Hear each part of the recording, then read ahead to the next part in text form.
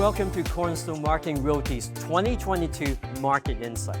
Every time this year, we pause to look at the moving market trends and assess the data to empower our stakeholders with tactical real estate marketing and sales insights. I'm Johnson Chan, CEO of Cornerstone Marketing Realty. I'm delighted that you can join us in the conversation. In 2021, GTA's pre-construction market was unprecedented from all fronts. We've played a pivotal role in setting new sales records in both sales volume and price per square foot.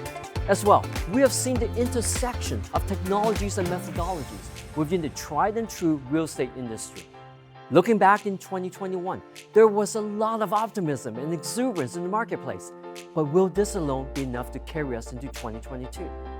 Through the following conversations, we'll deep dive into many topics.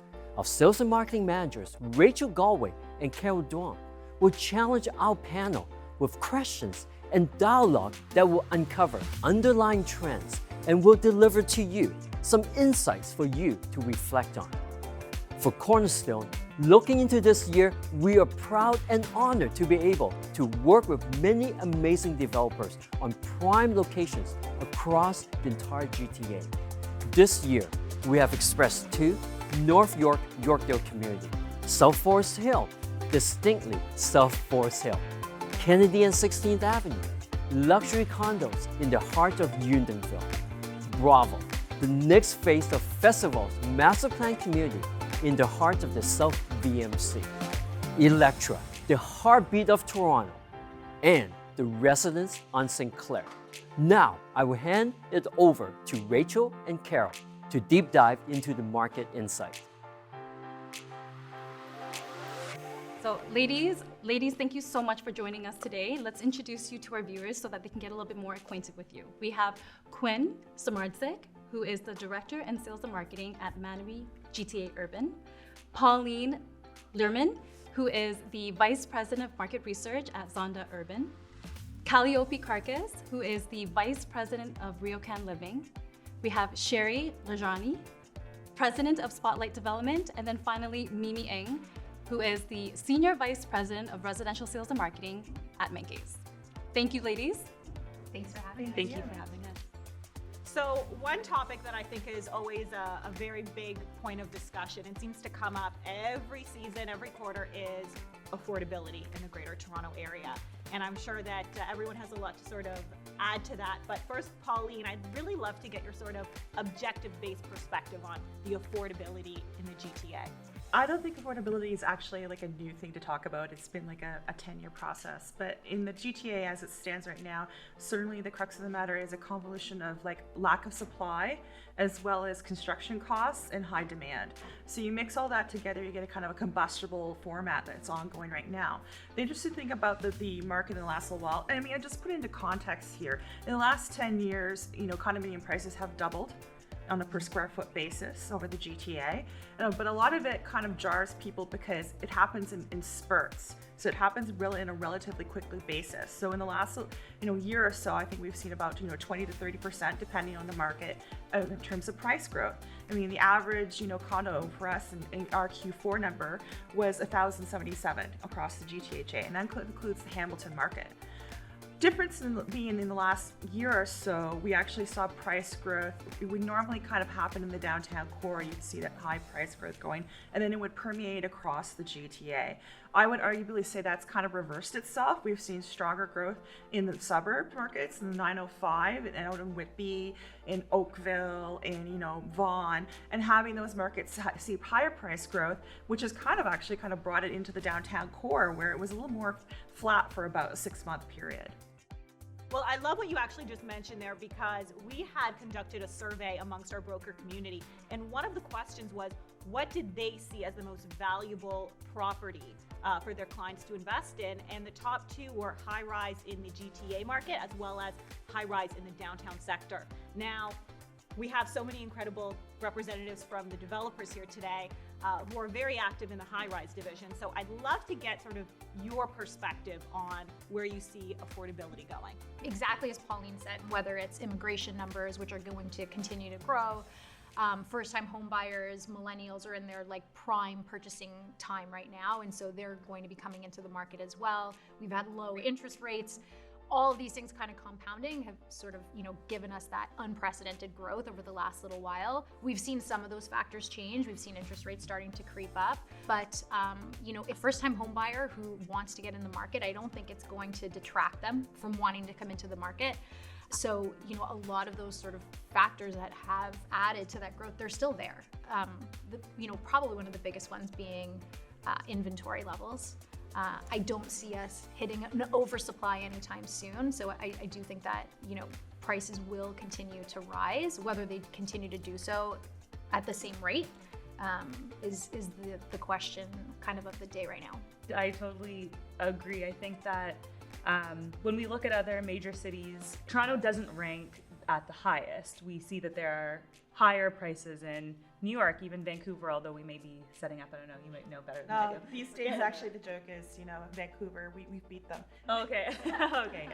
Yeah. And I think that we just need incomes to start kind of catching up with that, so the cost of living doesn't seem so exponential relative to what people are bringing in. But some of the things that will continue to happen is that we do need to continue getting more efficient with our suite layouts and suite sizes so that the end price tag isn't as high, even though the price per square foot is still increasing. And we do that by really efficient product design, getting really smart with how we do storage. We look at modular furniture. We really lean on amenities. We scan our purchasers prior to building and designing to ensure that we're building spaces that they actually want to use. And then in that way, the building becomes an extension of your living space, and you're not just confined to your four walls necessarily.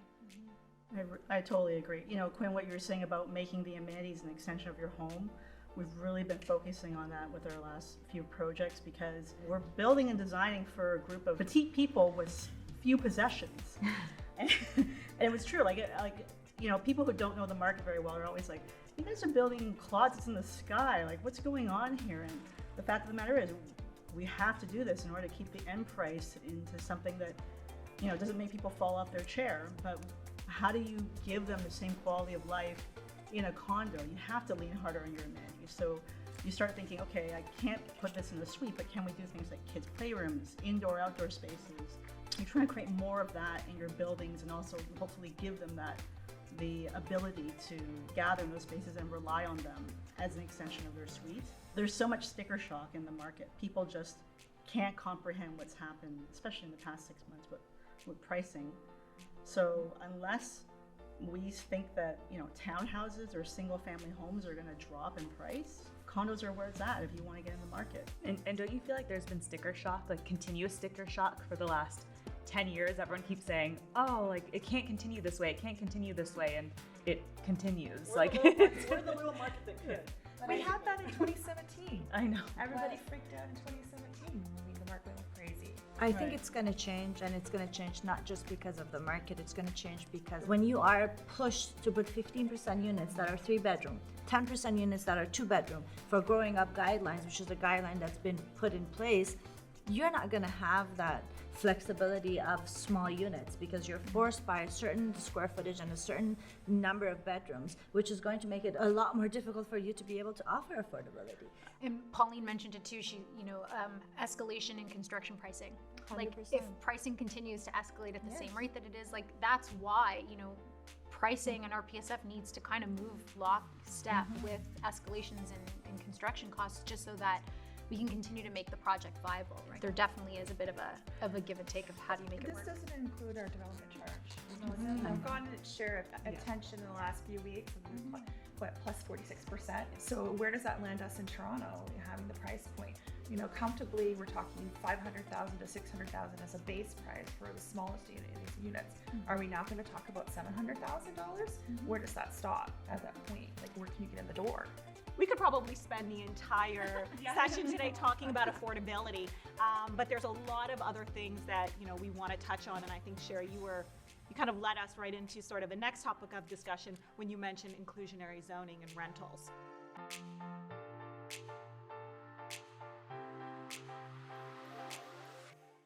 Thank you, Rachel, for that, because the next topic of discussion is actually the talk of town, okay? It has sparked so much interest, a lot of controversy, and just a lot of discussions pertaining to the pre-construction market. We're talking about purpose-built rental buildings and inclusionary zoning. And perhaps, Pauline, you can shed some light on where we're at with that and what kind of intel you can share when it comes to purpose-built rentals in the GTA. My biggest thing is don't be afraid of rentals. I'm just kidding. We haven't built dedicated rental units on a larger scale for 20 plus years. This is market rental, right? Market not, rental. Not affordable. It's not affordable. Okay. We could talk all day about what lack of affordable too, but I always find it's interesting that people get a little bit confused about what the valuations are. But a lot of the rentals and the rents they get tend to sometimes be higher, and their finishes at a scale above a standard condominium unit, simply because these are REITs and large players in the market that are looking at the long term of these units. And don't you think it's interesting that, well, ironic, I would say, that the perspective of investors is that they're the ones that are inflating the market when in fact they're supplying the rental market right now. It's the only option because there hasn't been purpose-built rental in the last 2 decades, as you said. So yeah, it's de facto. Yeah. Well, you actually touched on something that is very poignant because, as you know, we had actually asked our broker community about how they feel about purpose-built rentals, and the majority of them said that it would affect sort of their opinion on if they wanted to buy in that area. So I'd love to get sort of your perspective on how you feel about that answer. I mean, this topic's like a little bit music to my ears. I think I'm the only one on the panel. Working at RioCan. So RioCan obviously is a REIT. So, we're in the process of essentially taking what used to just be commercial real estate, rezoning it, for best use, including res. And in some instances, that means we're developing condominiums, and in others, it means we're developing rental buildings.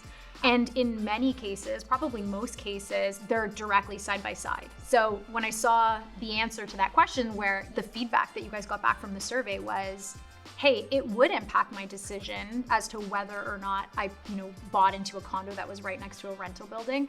My immediate question was, I'm really curious to understand why. From a product standpoint, Pauline is exactly, bang on. When we're designing our purpose-built rental buildings, it's thinking about that long term. And we're paying attention to finishes. These aren't sort of the rentals of, back in the day. They're definitely comparable to condominium. And you're right, we also do kind of look for that premium in the rent because operationally we're trying to cover our expenses and do all of those things, but also because it just builds a more complete community. We've got a couple projects that are mixed use and are gonna have, upwards over the next 20 years of 20 towers.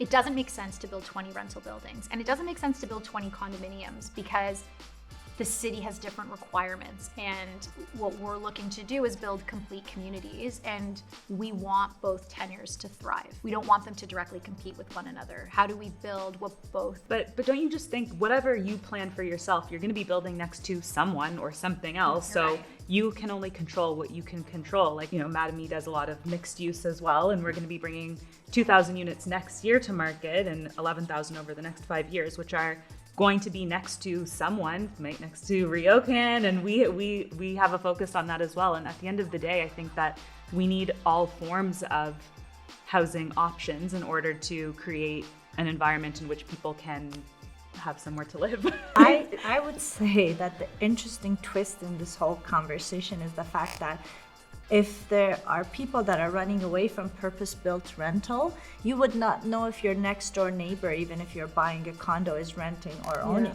So the next door neighbor to you and many other units on the same floor could be investors that are renting. That basically makes it a rental part of a project, of a condo project. There are resale buildings that are easily Exactly. 70-80% rental when you actually ask the property manager.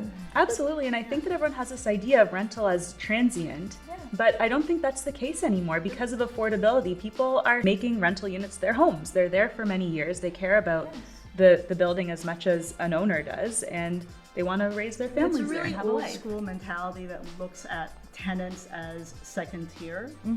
Like the people who are renting condos are paying incredible rents. Yeah. Like kind of surprising rents. Like when you talk about like what a studio goes for in the entertainment district, and like some of those numbers like are big numbers. Like these people have good jobs, and for whatever reason, like maybe they're waiting to save the down payment, or they like kind of living in rental. They like kind of not having any mortgage or strings attached, like it's a Variable lifestyle costs. choice. I think to kind of close this topic on a high note, I think we can all agree, hearing from such an incredible panel, that really it's a very positive thing to include purpose-built rentals. And so for the people watching, to really be educated and sort of shift the perspective to their clients, that it's a really positive thing, not just for their clients who are buying, but also for the entire community.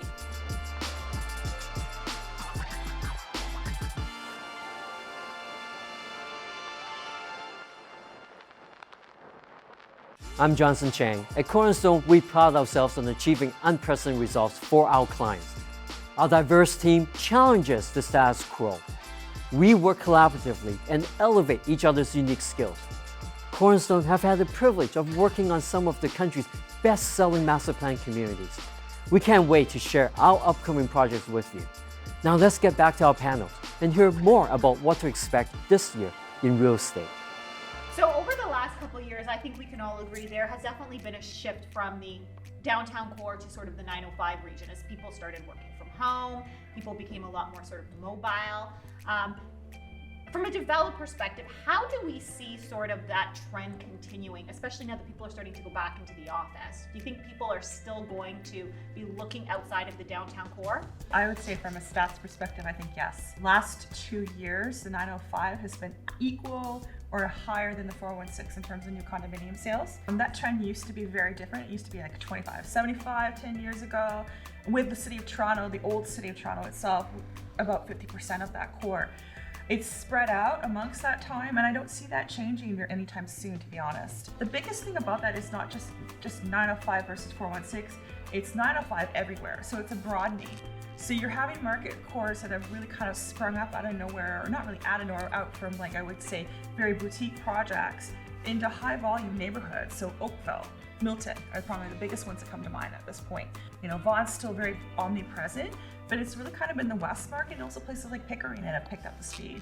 So Yeah, I can say that we did close to 1,200 units over the past year, and it has primarily been driven by the Halton region, where even if, you know, it's the end of the pandemic, let's call it, there's still affordability as a factor that will remain forever. We've talked a lot about that, but people are being pushed further and further outside of the city. Furthermore, even people returning to office are still doing so mainly in a hybrid sense. So there is that sense that you can live a little bit further if you're commuting only 2 days a week versus 5 days a week, or if you're commuting off hours or whatever that may be. So we still have a ton of development that's coming to Halton, and we see the demand there. It's very strong, and it makes sense for investors as well because the units carry a lot better than downtown Toronto. Like, the rent isn't as significantly lower as the cost is, so you can make sense of those finances a lot easier than you can downtown. And I think it depends to where, you know, you're located within those secondary markets. If I'm right on a GO line or on an LRT line, then I can still get to benefit from that sort of affordability and a little bit of, it's, you know, almost like a great value proposition to benefit from a bit of a lower PSF on the purchasing side. But I still have that access right to downtown Toronto or to, you know, other employment zones. And I also think that these secondary markets are starting to see a bit of like that urbanization. So beforehand, if you wanted that, you know, typical live, work, play lifestyle, you had to go to the core in order to find that. But now, you know, you look at markets like, you know, Mississauga, Markham, you know, and over the last few decades, there's been a huge shift in terms of that live, work, play lifestyle, and you can still get that urban feel in those markets and have that proximity to employment zones. Yeah, I feel like you weren't even sure what your Wi-Fi was going to be like in secondary markets before. No, Yeah. but in the consumer's mind, I don't even think they are secondary markets. I think they would be insulted if somebody said that, like, oh, you didn't go into the primary, like, down. Everybody's a downtown. That was the assumption, and you know what? Like, we just did 2,500 units in Vaughan over the past 2 years, like best-selling project in the country, back to back with Festival. I didn't actually like that site to begin with. I kind of was like, I don't get it. Yes, there's a subway there, and it's Vaughan, it's great, but I did not appreciate how much demand there was for this location. And like, I was a real downtown snob. I was a downtown kid growing up, so I kind of didn't compute it. And then when we finally got into the market and we saw how much demand there was, to people from Brampton or West or North, Vaughan City Center is their version of downtown. Like, they think that is center ice, and they don't necessarily want to go right downtown in the big bad city, or you know. So before you cared about point A and point B from your front door to your office, but now people care about being close to green space. Like, they like being close to the escarpment where they can go hiking, and they like being close to, you know, midpoint between Toronto and Niagara, so they can spend their weekends doing other stuff. That could be a new shift, as you know, we all know everybody's mindsets sort of shifted after the pandemic. But you know, I still think that transportation, because you know, you still need to get to downtown Toronto. So I think transit's just so much more important, because look at what's costing us to build parking. Yeah. You know, we're selling parking for we talk more parking? than what people's cars cost. It's expensive to build parking. There's not going to be that much. We're going to continue to see the parking ratios drop. You're still building all those bike lockers. I was literally just about to say that. Like, we've got some sites in what I would call like luxury locations, and we're gonna have, you know, 700 units with a 1-to-1 bike ratio, and I'm like, okay, where are these 700 lockers? Again, our lifestyle's changing. As leading developers, what are you doing differently to innovate the amenities so that they are appealing and that people will use them? One of my favorite amenities that we recently launched, when we launched Verge, we knew work from home was something new. Traditionally, work from home spaces were, you know, a boardroom table, maybe a printer, a bit of a business center, and this was like, okay, well, how do people actually work from home? And even looking at, you know, our agents and how they actually market projects, etc., we realized like social is such a huge component. So we were like, okay, you know what? We want to build an all-encompassing work from home space. We know that, you know, that's where the trend is right now. So we had, you know, your typical drop in, plug in your laptop, but we were like, you know, for some people work from home is a film studio. For some people work from home is, you know, somewhere where I can create content. And so it was, you know, building a content creation studio. So, you know, I think it's just about trying to crystal ball it a little and figure out where are the trends, where are things moving, so the project still makes sense 5 years down the road when it's completed. Well, since you kind of brought it back to sort of the work from home, when we had talked about if we see the trend of purchasers looking to the 905 continuing, I think we can all agree the answer is very optimistic. Now, I thought it was, you know, very interesting that a sort of consistent comment was amenities, but access to transportation. And that really pairs well with the results from our survey when we had asked our broker community sort of what they viewed as the most sought after location. It was downtown, North York, and Vaughan, which are all known as very accessible transit-oriented locations. So it seems like that's still one of the main factors people look for when investing or buying for themselves.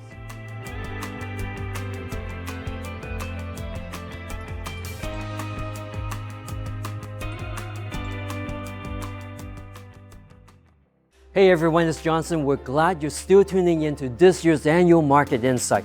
We're grateful to have such an incredible panel speaking on burning topics and questions we're all excited to get to the bottom of.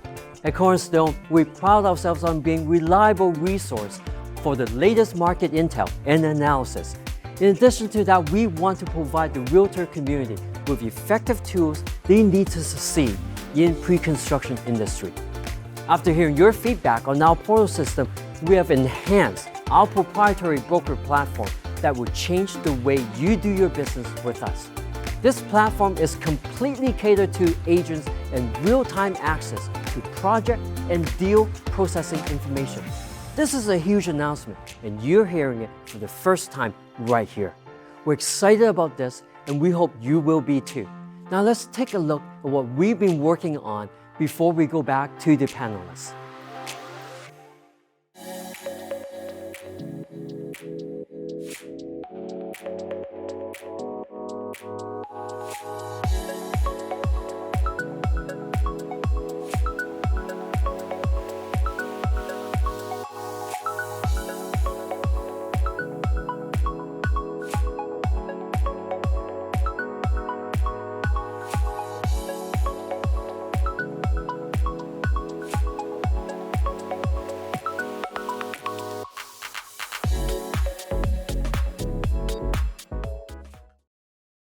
So while we can all agree that there's definitely a continued interest in sort of the submarkets, the 905, we're still seeing that downtown is the most desirable location. So what's your perspective on opportunity in the downtown core moving forward? Well, last year, I mean, you were talking about the growth in the 905, let's talk about downtown. Downtown core, you know, that DVP out to maybe Bathurst-ish type of thing, still grew by 92% in terms of sales last year over year. So there's definitely strong demand for that. There's a lot of applications out there still. And there's also a lot of transfer. I mean, you don't have the Liberty Village so much, but you still have some very massive transformative projects that are going to be occurring in downtown, or what I would call downtown right on the edge. So you're talking a lot of stuff along the DuPont corridor, you're talking about East Harbor underway, you're talking about the Portlands, which is downtown as far as I'm concerned. So there's a lot that can bring into that, a lot of dynamic aspects to it in terms of having park space and a refurbished extra extension of our waterfront for more people to use, that I think that are really going to kind of draw people continually down to the core.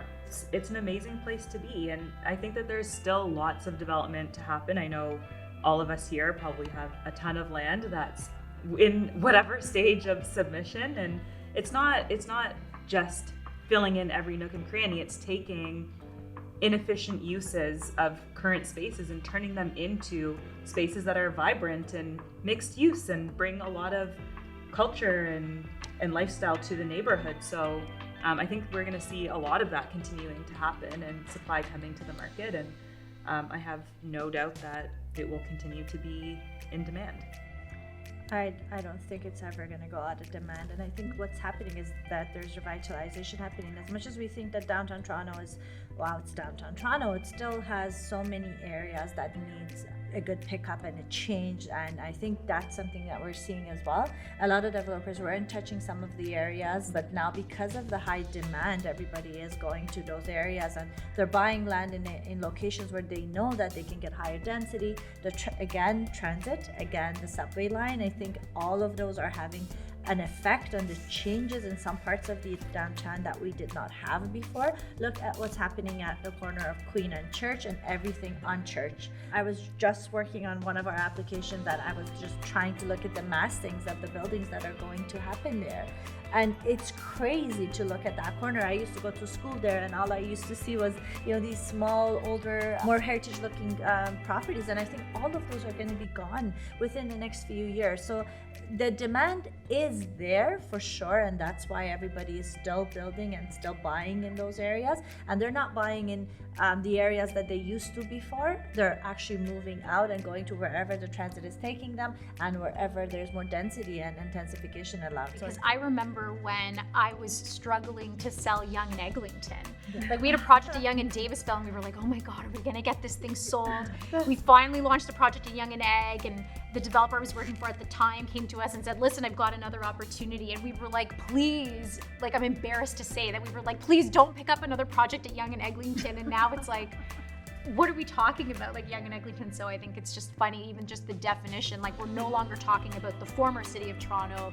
Toronto is GTA and sort of everything that's forward. But I think with your example, it's an east bias thing, or some sort of thing again, that because the West End tends to kind of gravitate and go faster, and then you get into Oshawa, and everybody's like, oh God, in Oshawa, woohoo! But you know, like, you think about that, the GO Transit is going to go out to Bowmanville. That train is going to open up a lot of that area there. So, you know, you get this piecemeal stuff right now that's the Oshawa, but then you skip over to Kingston, but that ends up being a student thing. So, right, like that Cobourg and that Port Hope access, that's just gonna like start to be brought on as soon as the linchpins are in there. So, and it comes right back to transit. does. The importance of connectivity. It does, but there is a reason why I know, for a fact, I have the stats from a friend that's doing projects in Oshawa, as I mentioned, for purpose-built rentals that are booming, that are doing amazing.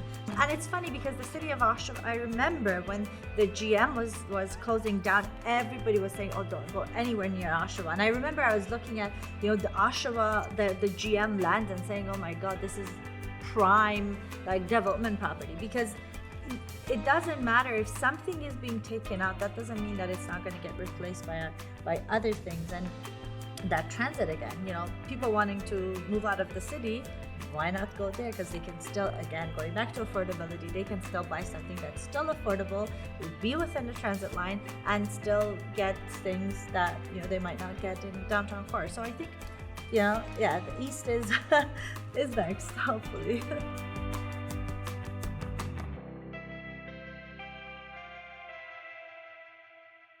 Hi everyone, I'm Andy Lam. We want to thank everyone who took the time to complete the 2022 market survey.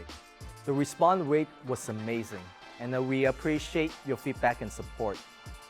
Throughout the program, we have been sharing the survey results, and the panelists will continue to discuss them. Now, for those who participate in our pre-segment questions and market survey, one of you will be the lucky winner of a $1,000 Air Canada travel credit. We will be announcing the winner at the end, so stay tuned. Now let's get back to our scheduled program. The Toronto real estate market has experienced record year-over-year growth in pricing in nearly all residential property types. We have changing lifestyles, immigration, demand for secondary markets, downtown core, so many trends that we're seeing. But today, what we really want to try to get to the bottom of is, where is the market headed? Is it going up, down, sideways? What is it? Ladies, the floor is yours. My perception is that I really hate forecasts. I despise them.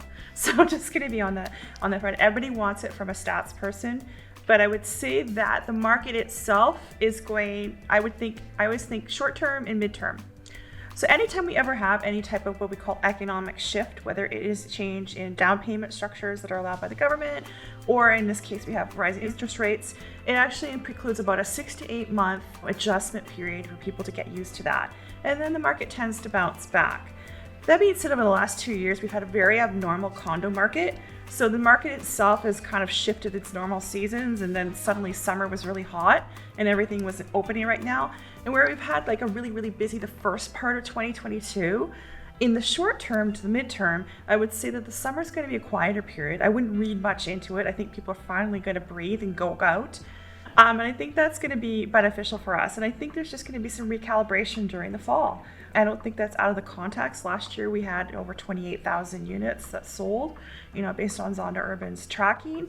And usually by that time you're having a little bit of a breather, and we hadn't had the breather in Q1. It really was January on fire onwards. So I wouldn't read too much into that. There's fundamentals there like immigration and population growth and a lack of supply overall that aren't going away. And people seem so concerned about the rising interest rates, but interest rates aren't that high. They're not even pre-pandemic levels, which were suppressed intentionally. Now they're just going back to normal levels, which should just level out the market as well. I think it's also the hype that's being created in the market as to, wow, they're rising and you have to be careful and wait and see what happens, because there's also always that notion that if this keeps on going, the prices are going to drop and it's going to be a buyer's market, as they say. So I think it's just not enough information being provided and everything is becoming a guessing game. And I think this is basically now time for our salespeople to actually shine and show how good they are at their job, because it's now up to them to be able to make the buyers understand that this is the time to buy, just like any other time, and they can basically show that they have the ability and the talent to do so. And I think and talking about shining, don't you think that this is a chance for the great developers to shine? Like 100%. I think that for a long time people were buying from whoever was selling because they were so anxious to get into the market, whereas there's a lot of developers, those represented I would say on this stage today, that put a lot of time and care and effort into the quality that they're building. And those are the ones that people are going to start to pay attention to and understand what it means to buy from a good developer and why it's important. Calliope, I see you itching to jump in. Yeah, I think there's just a ton of speculation right now in terms of like what's going to happen, and everybody has their own opinions. I think there is just Google what's the impact of increases in interest rates going to do to the market, just for fun, just so that you can kind of see. There's a ton of clickbait out there, and you've got people all the way from, we're going to see a 14% correction and drop in the market to no way. Like, we're tracking where things are going, and we're still anticipating. Actually, we thought it was going to be 6% increase this year. We actually think it's going to be 8%. So over time, consistently, we've shown, people kept waiting for those corrections to happen. You brought up earlier in the session 2017, and it historically hasn't happened. There's a ton of other factors outside of just increasing interest rates that are going to continue to drive the market. I know, but to your point about Googling and clickbait, it's like the media loves it. Of course, they're going to be highlighting this is the new, Bad news sells stories. Right, Yes. exactly. So let's break it down. Fear sells stories. Yeah. So, So let's break it down. You had product, then you were king or queen. So now is when the hard work begins. When people are actually going to have to learn how to close. Not just present information, but actually say, do you want this unit? How do I close you? What are your hot buttons? What are your concerns? How do I make you understand, help you understand, give you the tools to make a well-informed decision? Like, I think that a lot of your agent audience needs to understand that they're going to have to roll up their sleeves and actually get out there and sell. I think even from the developer standpoint, you're going to go back to, in 2006 when I first started in this industry. You had your presentation center, you had your model suite, you were demonstrating the value of it. So I think there's work on the developer side as well to demonstrate the value of your project and, and why there should be that investment put in. People are going to be more selective and discerning about where they're putting their money. And, one of the survey's questions that you guys asked that really surprised me about the answer, I think there were 6 factors that were listed about what does your client think is the most important factor. Yeah. And, it was price per square foot, M price, I think transit, and dead last as an answer was builder reputation. And at first I misread it and it was listed as number 1. And I thought, oh, great, finally, people value builder experience. Then I realized that number 1 is actually the worst, the least important answer. And so I'm like, okay, here we go again. But there are some not very pretty performers out there. We are going to see some cancellations. We are going to see some builders come back to buyers and ask them for more money. When I saw that answer was ranked the lowest, I was like, so the market doesn't care who makes the sausage, they think it's all the same, no matter who does it.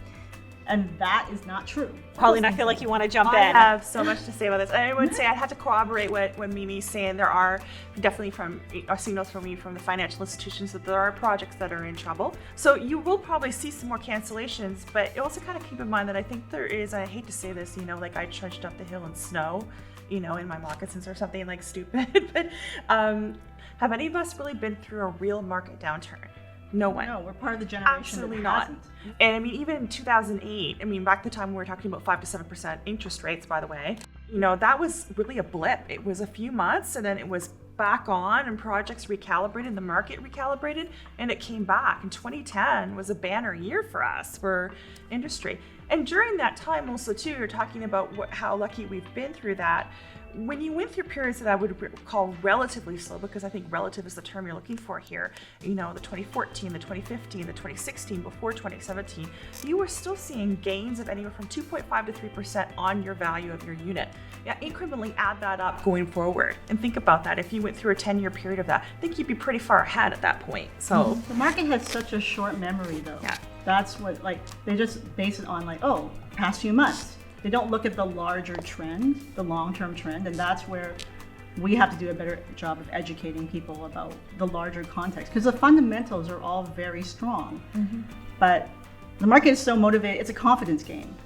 And so there's been so much negative news that kind of chips away at people's, confidence. And not to say the slowdown isn't a good thing. I think it brings in more discipline, which is a healthy thing for the market, more balance.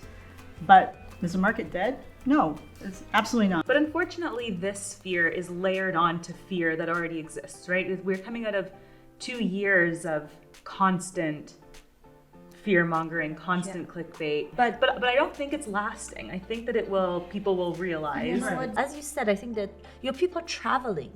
The people are now allowed to travel and they don't have time to go and buy units. So yes, obviously sales are going to drop a little because people are going, waiting and standing in the line for their passports instead of, waiting for pre-construction. Waiting for pre-construction. So, those things are going to have an effect, but they're not going to be effects that we are going to see long term, or that it's going to affect our business as usual. And going back to the developers, the shift in the cost of construction and the fact that it is going up, and that the construction industry is taking advantage of the fact that there's demand and raising their prices, isn't helping the developers. It doesn't matter how good of a reputation you have. If you haven't locked in your prices, you're still going to have problems when it comes to the actual construction and obtaining construction financing, because no bank is going to give you construction financing. It doesn't matter how good of a reputation you have if your project doesn't balance off and if your numbers don't make sense. Bringing that back to like the question of like, what do we think is going to happen with the market? Like, I think pricing will continue to go up. It's just, again, back to supply and demand. There are more people looking to purchase real estate than we can make it available. And if construction costs are going up, then pricing is going to continue to go up. And that's going to happen through that 3 years that you're waiting for your project to come to fruition. So I think, pre-construction condos is still an amazing investment opportunity. I think there's security in the investment, and you get that deposit in, and you get to sort of benefit from those increases in the market. And is it going to be 20%, 24% year over year? No. But should it really be on an ongoing basis? No. So we just go back to it being, a more reasonable increase. But, at least at this point in time, I don't see any oversupply happening, and I think the pool of people, the pool might get smaller, but it's not disappearing. So I think, we're still in a good spot. We're all in the pre-construction industry, okay? And we have many projects that will be launching imminently. What are your thoughts on the sales velocity and absorption of these units, seeing that we are kind of entering more of like a cooling period? It used to be really cool when you'd come out at 35 to 40% sold out of the opening weekend. Opening weekend, not 80%. And everybody's like, oh no, there was no interest in this project, it bombed. And really, I look at that and think, really? So I think there needs to be a rethought process on how long this takes. I mean, it's still cheap money on a relatively historical scale. Yes, it is. Touching on what you just mentioned, just how sort of the perception has changed with launches, how 30 to 40%, now the expectations for a successful project shifted to sort of 80 to 90%. All of our panelists today who either recently launched, preparing for some launches, I'd love to sort of hear your insight onto what was just mentioned. Yeah, absolutely. So we've been launching, as I said, we've done close to 1,200 units in the last year. Our most recent launch, I would say, was kind of a similar experience in which we had a great, strong opening by most measures, but relative to what we've been doing, it wasn't a 90% sellout in the first day. So there is that absorption slowing down, but to manageable levels. And Mattamy Urban is growing at exponential rates. We're still acquiring at, again, exponential rates, and we're bringing another 2,000 units to the market next year. We're going to be in High Park, Scarborough, Mississauga, Etobicoke, downtown Toronto, Yonge and Bloor. Like, we have land everywhere, and the reason they continue to invest in this market, when they can invest anywhere, we are the largest developer in North America, is because we know that this is an active market that's going to continue to grow, that's going to continue to see an influx of demand, and that is a great place to put your money. Like, the developers putting their money there too, right? We're betting on the GTA, and it really is there with Mattamy Urban. For sure. Absolutely. It's the same thing for RioCan. I mean, we've got about 80 projects that could come to fruition, 80 individual towers over the next 20 to 30 years that are literally in the process of being rezoned across the GTA, some in the downtown core, some in outside markets. We have a ton of confidence in the market. We know that that's, redeveloping into mixed use, including residential, is the right strategy for us. And I mean, we've got a ton of belief in the market and where it's growing. It's a marathon, it's not a sprint. I think everyone on this panel is in it for the long haul. Makis has got 65 years of experience. It's a family-owned and operated business. I'm working with the third generation of the family right now. We don't see pre-construction condos going anywhere. We're in it for the long term. We've got a great downtown site called Electra right by Toronto Metropolitan University coming up. this summer, and then we have another phase of our Bravo community in Vaughan coming up as well. And I gotta say, like, the fundamentals are still good. We have a ton of registrations. Lots of people still asking us, like, when is this coming? Like, I didn't get to buy in the first phase of festival. I really want to get in on the next phase. And so I think that people are definitely being more selective and looking at who they're buying with and who they trust. And, you know, the big names or experienced names are still going to prevail. And it's just going to be a little bit more work and a little bit more education, but people still believe in this market. So I'm working on a project where we are introducing affordable ownership for, you know, people that are not of high means and still can afford to buy in this market, and they can still pay the interest rates that are even growing. And I think that's a twist that I'm throwing out there and trying to help myself and, you know, my partners or anyone else in the development industry understand that, you know, that maybe one of the solutions to the inclusionary zoning and the problem of affordability is to create more programs or intensivise the idea of mortgages and purchases. So, you know, I'm building 1,500 units at a corner of Black Creek and Lawrence, where it's going to be, you know, affordable ownership. 70% of the units are going to be affordable, and they're going to be a mix of ownership and about 200 units of rental. As developers, if we want to help our industry, we have to do it from every angle. And yes, we have to create beautiful buildings that we can sell for a very good profit. We still need retail, we still need office, we still need, you know, all of that, but we also need to figure out how to help the new generation or the people that were underserved to be able to at least be homeowners and change the narrative as to what affordable is. There's so much involved in the development industry that, you know, and we have so many good developers and companies that are working in the city of Toronto alone, that I don't think, you know, we're going to have any problem with supply, demand, and hopefully purchases and, you know, buyers in the next few years.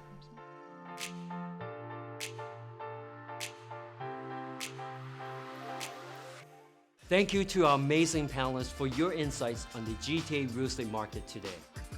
We're all looking forward to seeing what the future holds. On behalf of the Cornerstone marketing team, thank you, and we'll see you there. Stay tuned and join us live as we announce our winner of the $1,000 Air Canada travel ticket. Thank you for joining our market update for 2022.